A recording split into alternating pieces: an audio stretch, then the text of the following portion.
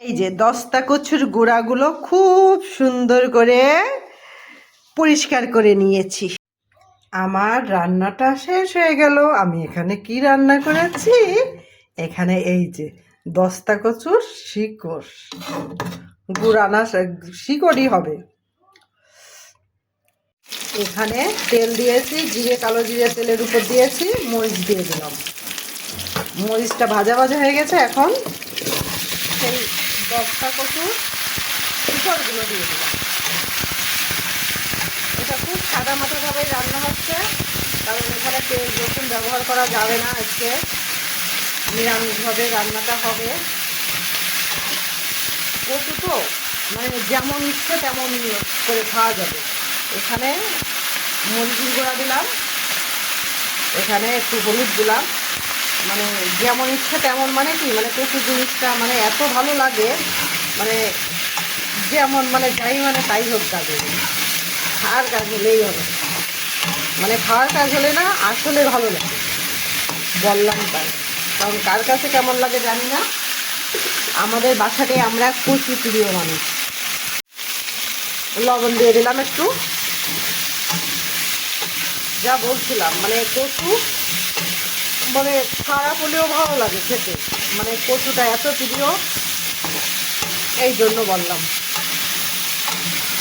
সুন্দর করে ভেজে নিব, নিয়ে তারপর থেকে পরিমাণ মতো জল দিব।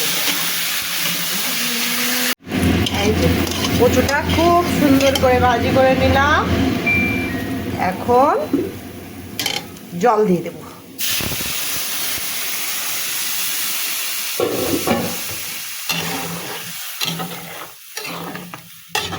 খুব বেশি জল লাগবে না মনে হয়, কচু মনে হচ্ছে সিদ্ধ হয়ে গিয়েছে। এবার একটু ঢেকে দিই। একটু চিনি দিয়ে দিলাম। হা হা হা হা, ঘি দিয়ে দিলাম। এখানে গরম মশলার গুঁড়া দিয়ে দিলাম।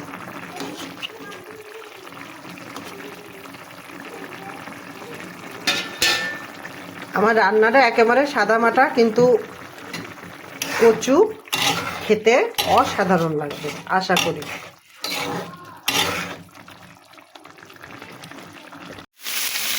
লবণ দিয়ে দিলাম একটু।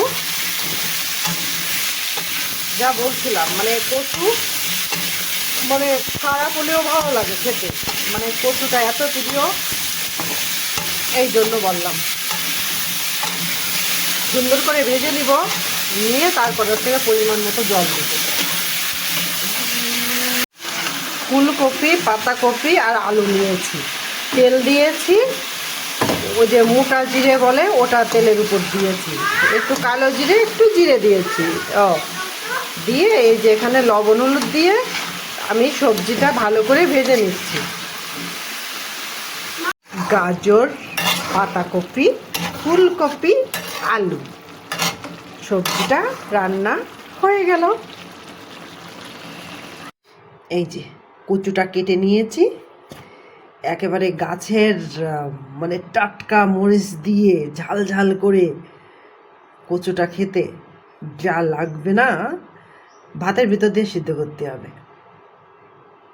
এখানে ভাত হচ্ছে, ভাতের ভিতর কচু ভর্তা দিয়ে দিয়েছি। এবার কচু ভর্তাগুলো তুলতে হবে, তুলে তারপরে ভাতের মায়ের কষাতে হবে। এই যে কচু ভর্তা ভাতের মধ্যে দিলে না টেস্টটা আলাদা হয়, আর এমনি সিদ্ধ করারটা আলাদা হয়। তা আমরা সবসময় ভাতের মধ্যে দিয়েই সিদ্ধ করি। এখন নামিয়ে নেব। মরিচ নিয়েছি, লবণ নিয়েছি আর তেল নিয়েছি, আর এখানে পেঁয়াজ ব্যবহার করিনি, এটাও পেঁয়াজ ছাড়া কচু ভর্তা হবে।